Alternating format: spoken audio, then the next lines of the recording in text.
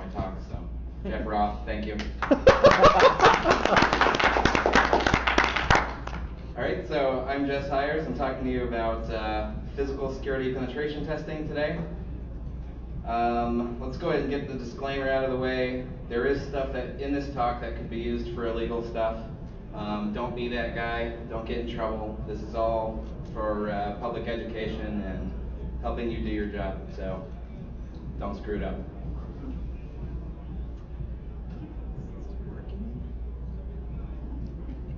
Don't screw it up, you say. I say don't screw it up, and I'm immediately screwing it up. Let's not do that. Okay. So a little bit about me. I'm an information security analyst. I'm founder of Jack's Locksport and BSides Jack's. That'll be later this year. I coordinate Tool Jacks, which is the community version of Locksport, monthly meeting and everything in Jacksonville. Also do Jack's 2600 and DC 904. I'm the president of the Linux users group and general teacher of Linux lockpicking and hacking. Anything you want to know that might be in my area of expertise, feel free to ask me. I'm a pretty cool guy. Yeah. Woo! Woo! I'm having slide difficulty, so that's cool. Do you need some lube? Presentation anxiety. Yeah, my laptop has presentation anxiety. So what we're talking about today, physical security can definitely be a great, valuable thing to have on a penetration test. What I'm going to be talking about is mostly exploitation. I'm going to cover the penetration testing methodology from a physical security perspective. We're going to talk about the methodology. We're going to do some lock identification, tools required, and various attacks. Come on. Think I can, I think I can, I think I can, I think I can. All right, so let's cover a few terms before we get started here. Locksport is the hobbyist practice of picking locks or defeating physical security measures. It can be for fun or competition. There's lots of competitions at these types of conferences. Physical security is any kind of physical measure that would prevent access to your home, company assets, really like anything with a lock that's going to stop bad guys from getting in. Sometimes. A penetration test is finding weaknesses in an organization's security plan. There's usually a deliverable report of everything you found and remediation recommendations. There are lots of different types of penetration tests.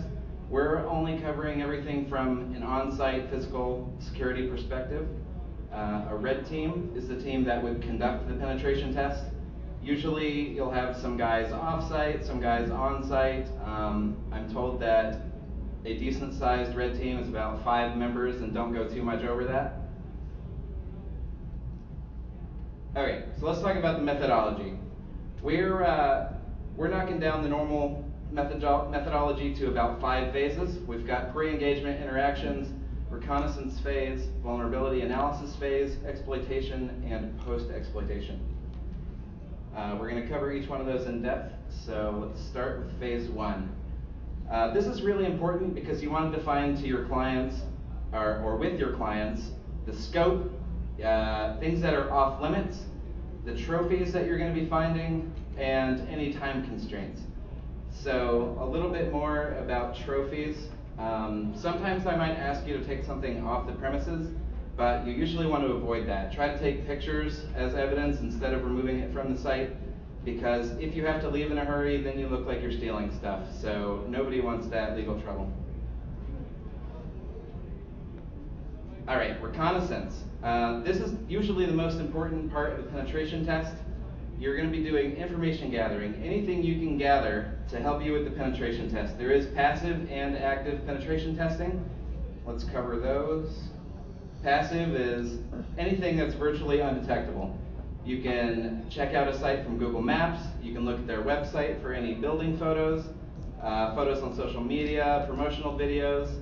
Virtual tour is probably less of a thing, but it was a thing at one point in time, so check for those, because that could give you like a whole walk through their building and give you tons of stuff. Active reconnaissance, actually go to their site. Pretend to be a visitor, take a tour. This is where you can really get creative. Even some of the things that you might want to do later on in your exploitation phase, pretend to be a delivery guy, pretend you're visiting someone. If you actually know someone that's there, that's even better. You're actually a visitor, right? Now, the information you gather from the reconnaissance phase, you're going to use in phase 3, the vulnerability analysis. You're going to detect any weaknesses and potential roadblocks. You want to figure out what your targets are.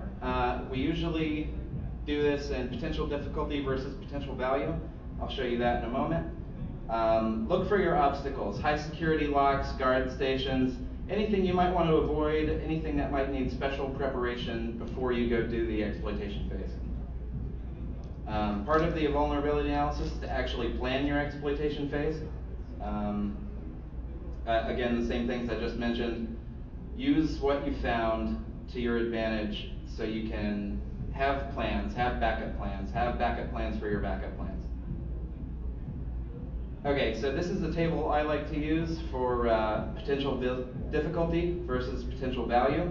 Something that's low difficult, low value, maybe you want to target it, maybe not. Something that's high difficulty, low value, you probably don't even want to screw with. Something that's high value and low difficulty, that's, yes, definitely go do that. And then high difficulty, high value, you kind of got to figure out again with the low, low. Do you really want to go after that? Do you have the time? Things like that. So a couple basic things you might want to target. Let's not skip slides. Technical difficulty. Desk drawers. You can find some really cool stuff in desk drawers. Usually people will put usernames, maybe passwords. If not, you could at least find their name, add that to your network penetration testing side, add that to your dictionary files. People's artwork on their cubicles, you can totally use people's kids' names as part of your dictionary file, things like that. Filing cabinet, same type of thing. You can find more other PII, maybe personnel documentation, things like that. These are both really trivial to get into most of the time. Might not have anything super valuable, but worth checking out. Storage rooms, this is where we get into some cool stuff. You might find storage media, that could be backup tapes, hard drives, spare laptops, anything like that. This could be a little harder to get into, but with a lot more payoff. Server rooms, same kind of thing. If you can touch a server, you're much more likely to actually break into it, but that's, again, part of your network penetration test. So you'll be the gateway to get your guys into that room. Vaults. We're actually covering safe cracking in this presentation. There can be a lot of cool stuff in a vault. Company secrets, money, women, drugs, who knows? It is quite difficult. It takes a lot of time to learn, but it can have a really high payoff. So, some obstacles. You'll want to look for guard stations, fences, figure out if you're going to try to get over fences or find ways around guard stations. This is where social engineering could come into play. Higher security locks, we're going to start identifying some of those in a little bit. Security cameras, if you can cover those, if you're allowed to cover those as part of your engagement, things like that. Knowing what kind of locks you're going to encounter is really important. You've got pin tumbler and wafer tumbler locks. They've got various attacks we'll get into later. Multiple dial combination lock. You might see this for backup tape transportation. Single dial combination locks like your vaults and safes. Electronic locks. They could be pin pad. They could be biometric, and RFID locks. I'm sure most of you have RFID tags on you right now, whether you realize it or not. All right, so let's go through some of them. Pin tumbler lock. I'm just showing the cores of most of these because that's what I have lying around for photos. This is the same kind of core that goes inside a deadbolt or a doorknob. Tubular locks. You'll usually see these on vending machines. Probably won't come up on a penetration test, but I wanted to show you what one looks like anyway. wafer tumbler lock is what you're going to see on filing cabinets. Notice in the front they've got like these wafers instead of pins. Worded lock, again, you probably won't come across this on a penetration test, but good to know what it looks like. You can't pick this like a normal lock, but we'll get into the attack for that later. Same with a lever lock. You're probably never going to see one of these. Nobody really uses them anymore, but good to know what it looks like. Alright, so multiple dial combination lock. Like I said, you might see this on backup tape transportation. You might see this on briefcases. It's literally just like it sounds. It has multiple dials and there's a combination entered. Here is a single dial combination lock. Your standard safe lock. This is a Lagarde 3330. I can give more details about that later if anybody's interested in trying these out. This is just one example of an electronic lock I had lying around.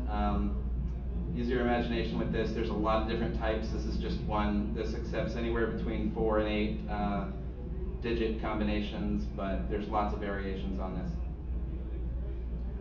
Okay, so higher security locks. We're going to be talking about your Medico, your Schlage Primus, some things like that. They can have a different type of pin tumbler lock.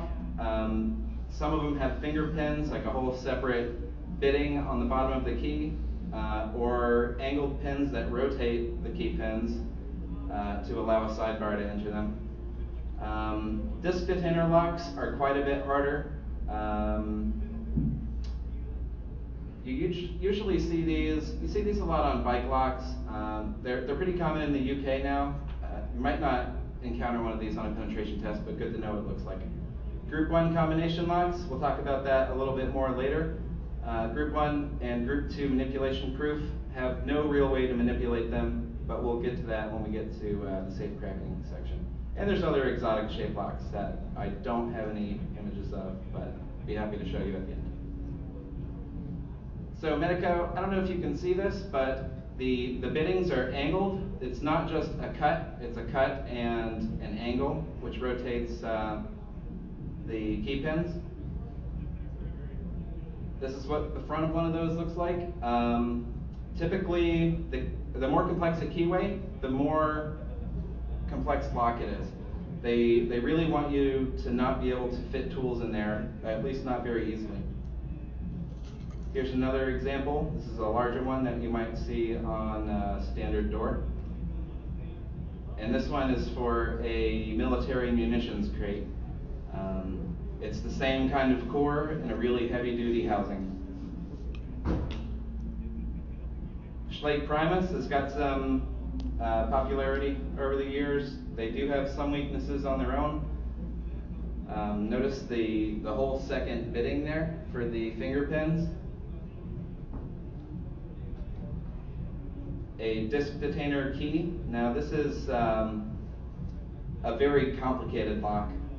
This particular one is one of the most difficult on the market, but I just wanted you to see what the key looks like. The cuts are angled instead of bitting like on a standard key.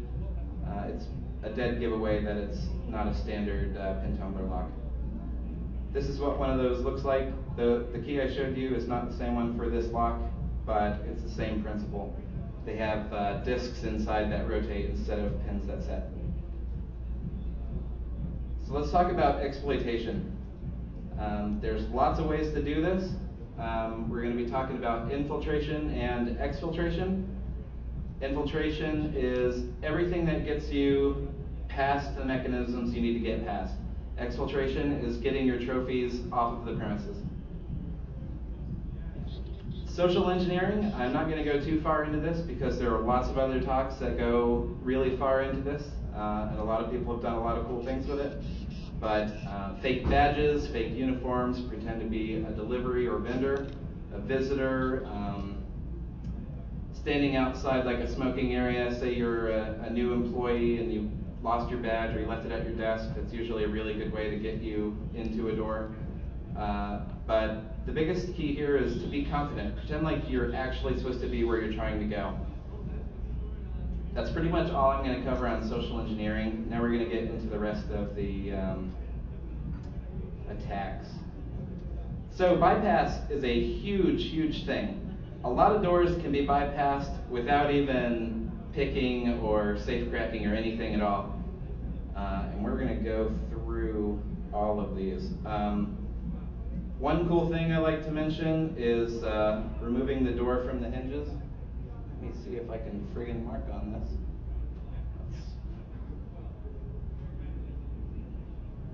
I hate this setup.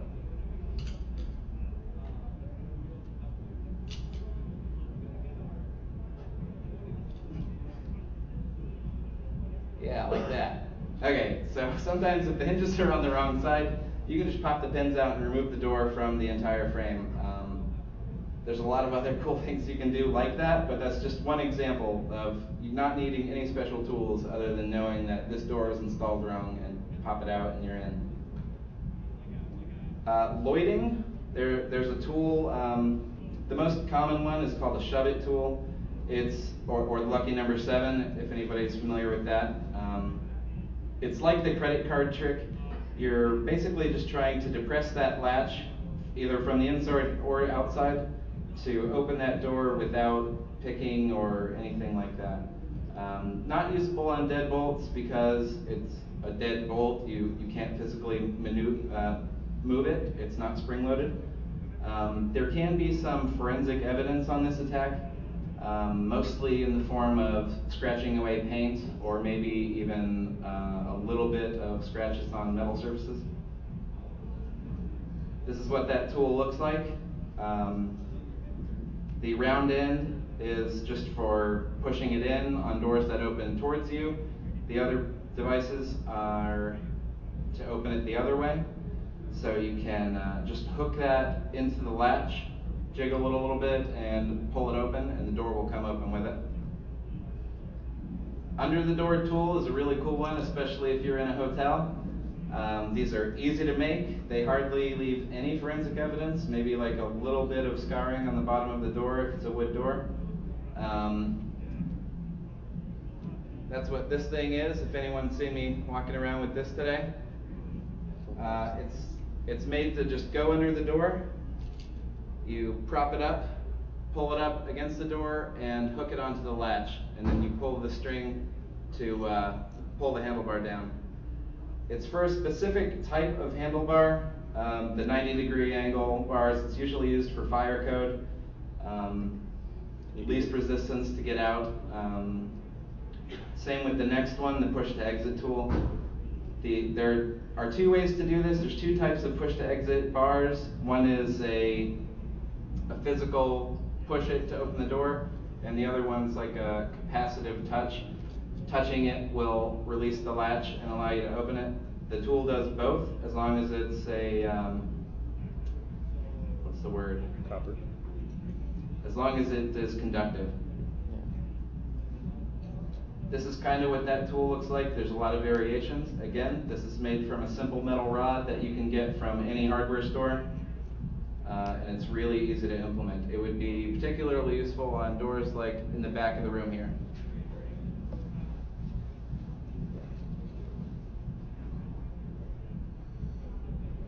So there are lots of other types of bypass tools made for pin tumbler locks. You don't necessarily have to manipulate the pins to open a lock. Sometimes you can insert a tool like one of these to either engage the actual tailpiece in the back of a lock on a door, or to open a American lock padlock, or lots of other situations. A knife tool is a very similar bypass tool for padlocks. I haven't had much luck with these, but there are all kinds of YouTube videos of people opening locks with one of these knife tools. It's very simple to use with a little bit of practice. Here's one thing that I love covering. Drop ceiling and raised floors, where the wall partition doesn't go to the true ceiling or true floor. You can, if you can identify where the server room is and get into an adjacent room, you can grab a ladder or stand on a table, get over those partitions or under with relative ease. It's Small guys like Lewis here would be perfect for that. Of course, there's lock picking. Let's cover a little bit about lock picking. There's lots of ways to do it. It doesn't have very much forensic evidence, but it is obvious if you were to take apart that lock and inspect the pins. This is your standard lock. This is what we're using in the lockpick village. This is the core that would be inside a deadbolt or another doorknob. Cut away, it looks a little bit like this. You've got springs on the very top. You've got driver pins and key pins. When those align between the core and the housing, the lock will open. Switching graphics here, but this is what that looks like with the proper key inserted. Notice everything is lined up. Let's see if I can use this pen thing. Nope. Good enough. Close enough. Here's a key with one bitting too high. Notice that the key pin is stuck on the shear line in between those two parts of the lock. This will not open. Same thing with one bitting too low. The driver pin is wedged in the shear line and that will not open. Single pin picking. When you apply rotational force to the core, one pin at a time will bind. This is due to mechanical imperfections, and I can go into this more in the lockpick village after the talk. You're going to set these one at a time. It takes some practice and feel to figure out what's setting. When you set it, the rotational force will keep the driver pin in the housing and will not reset. When this happens, another pin will bind and you move on until you've bound and set all of the pins. When this happens, the lock is open. You can pick the wrong way, and there are tools called the plug spinner to flip it the other way around, or you'll have to repick it. Raking is another common technique. It's designed to be very fast and less precise. Usually people have very good, what am I talking about? People usually have pretty good luck with this. It's a little less precise. One might start with a rake and then move to single pin picking if the rake doesn't work. There are security pins that provide pick resistance in locks. This is what a couple of them look like. On the top here, we've got driver pins, and on the bottom, we've got key pins. These are spool pins. Yes, I'm just gonna fucking quit doing that. Mushroom pin next to it, serrated pin next to it, and then on the far right is a spool serrated. A lot of people call this a spool-rated pin.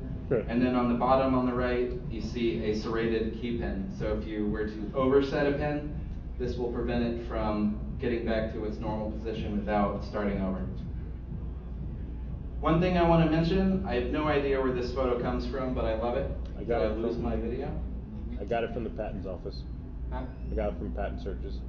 Oh, really? It's on the Tampa Locks board. Apparently patent searches. A tubular lock is just a pin tumbler lock. There's nothing different about it except instead of the pins being in a row, they are in a circle. You can still set this with normal tools. The tensioner is a little harder to create or find, but it's just a standard lock. There are lots of specialty picks, specialty tools for wafer locks, warded locks, tubular locks, etc. The wafer lock picks are generally considered jigglers. They're very easy to use, hardly any practice needed to get one of these to work. These are your filing cabinets, your desk drawers, and even automotive, but those are a little more difficult. Warded lock picks look like this. Usually on a warded lock, you have wards preventing you from getting to the actual lever, and the idea with this is to find the lever and depress it. Again, you won't find this too much on a penetration test, so I don't go too much into detail, but I want you to know what it looks like. This is a tubular lock pick. This is a very fast tool for opening tubular locks. It basically has 2 steps to actually implement this. depress all of the finger pins and jam it into the lock and rotate back and forth. That's pretty much it. It's a very simple tool to use. If you get very good at lock picking and want to attempt a disc detainer lock, a tool like this is what you'll be looking for. There are many variations to work with many different types of locks. It does take a lot of training and practice. The tools aren't very expensive. You can probably find them for 30 to 50 bucks on Deal Extreme. I mentioned exotic shaped keyways earlier. This tool is actually 4 half diamond picks kind of put together. This middle shoulder is used to apply tension, and basically you're gonna rake the hell out of it with the other end. But this is one example of a custom shaped lockpick that you probably would never encounter, but they are out there. Pick guns are pretty popular. It's the same idea as bump keys. These can make really quick work of a lock. It has a blade that snaps. You pull the trigger, the blade snaps. The energy from the blade is exerted onto the key pins. That's transferred to the driver pins. I've got a GIF I can show you at the end of the presentation to show how that works. It just creates a brief gap in between the key pins and driver pins where the shear line is, allowing it to be opened. Very easy to learn. These can get expensive depending on where you buy them. Probably I'd say around $50 to $80 range. And these do leave some forensic evidence on the pins from the snapping motion. This is what that gun looks like. It also has a tensioner. It's not a magic tool that just opens locks. You do still have to put tension on it to actually rotate the core. Bump keys is the same idea. These are very easily available. You can use anything as a bump hammer virtually. There are lots of bump hammers that are created from a piece of plastic stick with a block of wood on the end to more professional looking ones. It's easy to learn. Once you get keys, you can duplicate them, so it's easy to reproduce. But it does leave heavy forensic evidence because you're typically jamming a piece of metal and hitting it with a hammer into a lock. So you can imagine how that would affect the lock. This is a standard set of bump keys. You can probably identify some of the keyways I've got on here: Quickset, Schlage, Master Lock, and Yale locks. This is the same set of keys with Storm Lock picks, bump hammer. It's really easy to learn. I might have one in the Lockpick Village if anyone wants to give that a try. Decoding is a really cool thing. We mentioned the multiple dial combination locks earlier, where you might store backup tapes or hard drives or documents in a briefcase. There's a really simple decoder tool. It looks exactly like the knife tool, but much thinner. There's lots of things you can do as a makeshift tool. I'll show you one in just a minute. If the lock is vulnerable to this attack, it's very quick to do, and little to no forensic evidence will be left behind. So just like I said, it looks identical to the knife tool, but it's about 1/5 the thickness. Right here, I'm picking a lock that I actually have over in the Lockpick Village. I'm using part of an inkwell pin that I just broke off for this purpose, but it worked very well. I let my brother have a shot at this, and he probably got it open within a minute. So it's a really, really easy attack. All right, so here's kind of like the gold mine of the presentation. We're going to talk about the safe cracking. The main senses used are touch and sight. Sound is not involved, as you may be led to believe from the movies and TV shows. That's because the wheels that you would be listening for are typically behind about 4 to 8 inches of steel plates, so sound is not involved at all. You need to be able to visualize the internal components. It's really, really important so you can figure out what's going on. It is time consuming. It takes a lot of time to learn. No tools required. It's just your hands and graph paper. And this will leave no forensic evidence. I've got a couple locks I practice with. I've got a Lagarde 3330 and a S&G 6730. These are great locks. You can get them on eBay for about 40 bucks if you want to practice. This is what the back looks like. Note the little notch for the change key. You probably won't be changing it on a penetration test, but it's good to know how it works. This is what it looks like on the inside. We've got the lever here and nose. We've got the drive cam and spindle, and then 3 of these wheels. So I didn't have any good way to show what the side of one of these looks like, so I just did up a quick drawing and snapped a picture and threw it in here. But essentially, you've got the 3 wheels with their corresponding gates. On the back is the cam wheel. This is the lever and nose. Normally it rests on the cam wheel until you get to the indentation. I'll show you that more in depth in a minute. The big part of how this works is you've got a fence attached to the lever. This fence doesn't rest on the wheels except for when the nose is depressed into the drive cam, but these wheels are never the same size. It's virtually impossible to make perfectly sized wheels, so this will always exist in some form or another. Not so much on the manipulation proof because they add additional hardware preventing the nose from entering the drive cam unless the correct combination is set. So those you won't be able to attack, but you should be able to figure it out pretty quickly from the outside if it's a group 1 or group 2 lock. If anybody's interested in giving this a shot and practicing, there is a mod you can do on the actual lever. You just bend the fence up a little bit, so that would only ever be touching 1 wheel at a time. This makes it a lot easier to get readings. And we'll cover the manipulation graph in just a moment and how to do readings. So you'll start the same way you would opening a lock. You'll rotate all wheels to the left, just like a regular lock. You won't be able to see the back side, but I wanted to show you what this looks like. It does have a left and right contact point, and these are very easy to feel just by rotating the dial. On the dial, that's about 14.5. You'll want to measure these to about 1/4 to 1/8 of an actual notch on the dial. We're going to grab the right contact point. Here it's 8.125 approximately. Now what you're going to do is put these on a graph. As I said, you're going to measure 1/4 to 1/8 for precision. Really depends on the lock, on how granular you need to be with this.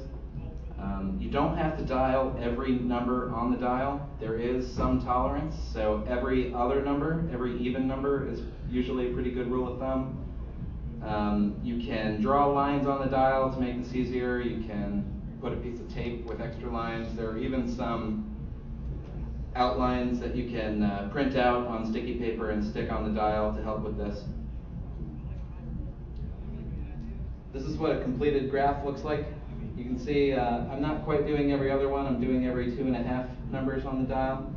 But essentially, wherever you find the biggest variation is probably a legitimate number on one of the wheels. You can then take this data, try each wheel one at a time to figure out which wheel is actually being set. So I don't know if you can see it right here. Some of the wheels are already set. I think 2 of the wheels are set here. Let me see if I can clear that now. Sorry. Erase all even side. Yeah. Okay, so I've got the previous marking in red, the new reading in green. This is what that looks like on the dial. The previous one was 14.5, now we're at 14.25. The left contact point typically gives a lot more variance in the readings than the right contact point. Here's the same thing for the right. This one's only changed by 1/8. It was at 8 1/8, and now it's at 8 1/4. So you go through this with all three wheels. You're going to graph it essentially 3 times, and that will give you all 3 numbers of the combination. So write that down, and you can open this lock as many times as you want. When everything's set, that nose depresses all the way into the drive cam, and you just pull the, rotate the lock to the right to retract the bolt. Now I know that was a very quick demonstration of how safe cracking works. Matt Blaze is a great paper out there, Safe Cracking for the Computer Scientist. Anyone wanting to get more into this, I highly recommend it. So that's pretty much all of the exploitation, like actual attacks I had. But there are some other things that your network guys might want to do while you're there. Install LAN taps, connect the Dropbox, maybe 3G wireless that gives you access from the outside, reverse tunnels, things like that. So let's talk about post-exploitation. We've got key decoding and duplication. RFID tag duplication is another one. There's not really a lot you can do for covering your tracks like you would typically do. Other than if you unlock a door, make sure you lock it back on your way out. Key decoding is really simple. If you can get a hold of one of the proper keys, there's a key gauge you can use to decode that lock for that manufacturer.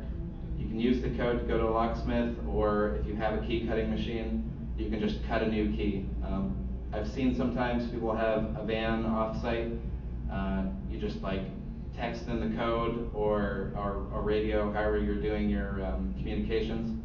Cut a key, go out, grab it, and then you can come back in whenever you want without having to pick or attack again. This is the key gauge. This one has 5 different lock manufacturers. They all use different sizes for cut. You could use a caliper, measure them out that way, and do it like that, but this is a really easy way to figure out what you're going up against and decode those keys. Key duplication, there's lots of ways to do this. One of the coolest ways is a clamshell. It uses a plasticine mold and a low temperature lead to create a duplicate. It's basically a putty that you stick a key into, remove the clamshell, remove the key, and then pour lead into it to actually forge a duplicate key. It's not good for many uses because it's a soft metal, but you can take that to a locksmith and duplicate it. Or if you can only get a photo of the key, you can send it to an online key duplication service. They've got pretty advanced algorithms to figure out those cuts and codes, and there are some services for $5 or $10 shipped, you can get a key duplicated. So after you're done with your penetration test, you're going to have some deliverables. You'll want to show any findings and documentation, areas you exploited, how you exploited it, what can be done to fix those things. Of course, any trophies that you had established, whether it's getting into the server room or taking a picture of something in the vault, you'll want to give those photos. Again, recommend against taking anything physically off the property, but pictures are a great way to prove that you were where you said you were. And that's all I've got. Any questions? On the safe cracking, you mentioned as kind of a practicing thing, you could bend up the fence and to concentrate on one wheel at a time. Yep. When you were going over the the graph paper part of that, and if you were doing one for real, you're just changing to the next wheel when you turn directions. Is that how that works? Yep, so if you do the mod on the fence to actually make it a practice lock, you would be doing them in wheel order. You'd be doing them 1, 2, 3. Typically that won't be the way it happens in the real world. So the difference is in a actual safe cracking, when you're trying to do it, you don't know which wheel you're going to be on. You have to figure that out after you graph it. With the mod, you're always going in a specific order, but to make sure that you prepare yourself for a real lock, you'll want to go back and verify that those are the wheels that you think you got the combination for. Just to be, do it the right way and make sure you're going to do it right when you encounter a real lock. Does that answer your question? Okay. Anything else? If anybody, I've got two over here. What do you do when you have digital combination locks? So digital combination locks are a lot more foolproof. I would say that in most cases, you don't want to screw around with those. They do have auditing features, so you can tell when something's been tampered with or tried many times. They can have lockout periods, permanent lockouts, and even notify people depending on what the lock is. In those cases, again, physical damage isn't something you'll usually be able to do on a penetration test. If you can, try to pry it open, but most of the time you're not going to screw around with those simply because you don't want to damage anything. In the back, did you have something? Which is harder, a disc detainer or a Oh, that's hard to say. It depends on the lock. There are some cheaper disc detainers that are not too hard to open if you have the right tool. A Medico, if you do a lot of research, you can probably get good at opening. Both are pretty difficult. Anything else? Alright, so I'm running the Lockpick Village. I've got lots of tools and locks for people to try out. If you want to come ask me any more questions or give it a shot, feel free to come on over. And that's about it.